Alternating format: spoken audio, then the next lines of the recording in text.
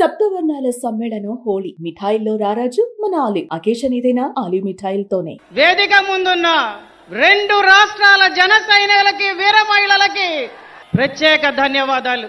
ముందుగా ఒక వీర మహిళగా నాకు అరుదైన అవకాశాన్ని, గౌరవాన్ని ఇచ్చి స్టేట్ లోనే నెంబర్ 1 స్థానంలో నా పేరుని డిక్లేర్ చేసి జనసేన వీర మహిళలంటేనే ఎంతో గౌరవాన్ని ఇస్తుందని ప్రూవ్ చేసి అఖండ మెజారిటీతో గెలిచేటట్టు వెన్నంటే ఉంటూ ఎన్నికల సమయంలో ఎంతో చేయూతనిచ్చిన మహానాయకుడు ఆయనకి మరొకసారి మీ అందరి తరఫున ధన్యవాదాలు తెలుపుకుంటున్నాను.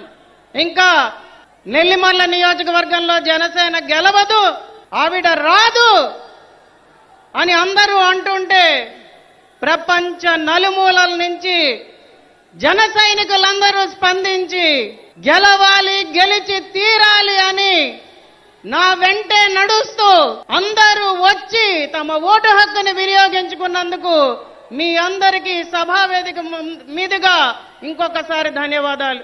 ఇందాకలే సభా ప్రాంగణంలో శేఖరన్ అబ్బాయి కనిపించాడు. మాది నెల్లిమర్ల కాదమ్మా, కానీ మా వీధిలో 20 మంది ఉంటే వాళ్ళందరినీ బస్సు పెట్టి పంపించి మరీ మీకు ఓటు చేయించానని చెప్పాడు. అది జనసేన, అది మన పవర్. ఎన్నో అవమానాలు భరించాం, ఎన్నో అవహేళనల్ని భరించాం, అరెస్టులు, వ్యక్తిగత విమర్శలు, వీటన్నిటినీ పట్టించుకోలేదు. ప్రభుత్వ సంక్షేమ ఫలాలు మనకు అందనివ్వకుండా చేశారు. అయినా కూడా ఏ ఒక్క జన సైనికుడు కూడా అధైర్యపడలేదు. జనసేనాని పిలిపే శిరోధార్యం అని పోరాటాలు చేశాం. భవన నిర్మాణ కార్మికులకు అండగా నిల్చున్నాం.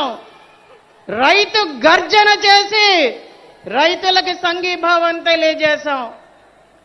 గుడ్ మార్నింగ్ సీఎం సార్ అని గుంతల రోడ్లని సోషల్ మీడియా వేదికగా ప్రపంచానికి తెలియజెప్పాం.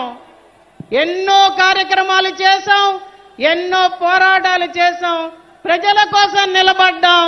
ప్రజల కోసమే జనసేన పార్టీ అని ప్రజలందరికీ తెలియజేశాం. ఈరోజు ఈ విజయం, ఈ సభ, ఈ వేదిక, ఈ జనసంద్రం, ఇదంతా కూడా మన కష్టం, మన జనసేనానిచ్చిన పిలుపు. ఒక్కసారి అందరం గుర్తు తెచ్చుకుందామా? Hello AP, hello AP. నాకు చాలా ఇష్టం. ఇందాక చూపించారు, వైసీపీని రానివ్వను, అధపాతాళానికి తొక్కుతాను.